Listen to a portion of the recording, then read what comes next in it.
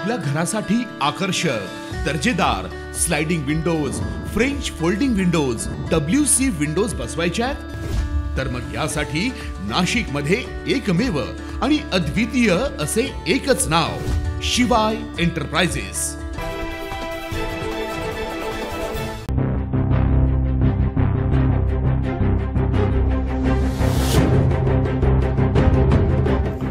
दारू पिण्यासाठी पैसे न दिल्यानं पेट्रोल पंपावर थेट हल्ला।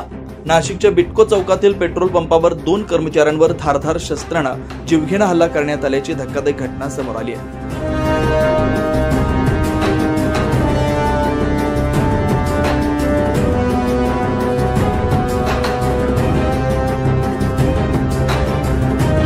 या घटनेचा थरार पेट्रोल पंपावरील सीसीटीव्ही कॅमेऱ्यात कैद झालाय। या प्रकरणी 5 ते 6 संशयितांविरुद्ध गुन्हा दाखल करण्यात आला।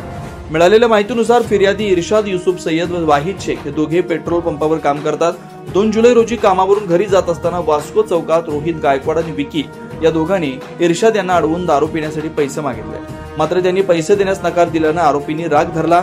2 दिवसांनी म्हणजे 5 जुलै रोजी दुपारी त्या रागातून रोहित, विकी आणि त्यांच्या साथीदारांनी थेट पेट्रोल पंपावर धडक देत इर्शाद सय्यद आणि वाहिद शेख यांच्यावर धारदार शस्त्रानं हल्ला करण्याचा प्रयत्न केला। सुदैवानं दोघांनी प्रसंगावधान राखत हल्ला चुकवल्यामुळे ते सुखरूप बचावले। या घटनेनंतर उपनगर पोलीस ठाण्यात गुन्हा दाखल करण्यात आला असून वरिष्ठ पोलीस निरीक्षक जयंत शिरसाट यांच्या मार्गदर्शनाखाली आरोपींचा सीसीटीव्ही फुटेजच्या आधारे शोध सुरू आहे। उपनगर पोलीस स्टेशनच्या हद्दीत काल रात्री 11 वाजेच्या सुमारास बिटको चौकातील इंडियन ऑइलचा तैसीन खान यांच्या पेट्रोल पंपावर सेल्समन इर्शाद युसुफ सय्यद व 39 वर्ष याचे 2 दिवसापूर्वी नाशिक रोड पोलीस स्टेशन हद्दीत वास्को चौकात त्याच्या ओळखीतील रोहित गायकवाड, सुमित खरे व विक्की नावाच्या मुलाशी दारू पिण्यासाठी पैसे मागण्याच्या कारणावरून भांडण झालं होतं। त्याचा राग येऊन या 3 आरोपी आणि त्यांचे जे 4 ते 5 साथीदार होते यांनी पेट्रोल पंपावर येऊन सेल्समन इर्शाद सय्यद यास हातबुक्कीने मारहाण केली। तसेच भांडण सोडवण्यासाठी इर्शादचा मित्र गेला असता त्यातील एका त्यांच्या साथीदाराने चॉपरचा वापर केला असून परंतु त्या चॉपरचा वार चुकवलेला आहे आणि त्यांनी जाताना त्या पेट्रोल पंपला इर्शादच्या दिशेने दगडफेक केली होती।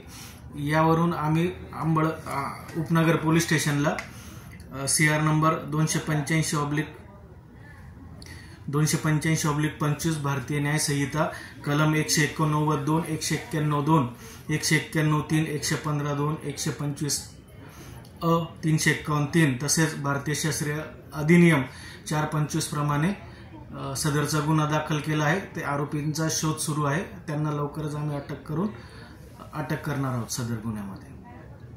सर, यात काय त्यांनी रक्कम वगैरे नेली आहे का? नाही, रक्कम नाही। 9 न्यूज महाराष्ट्रासाठी नितीन चव्हाण, नाशिक।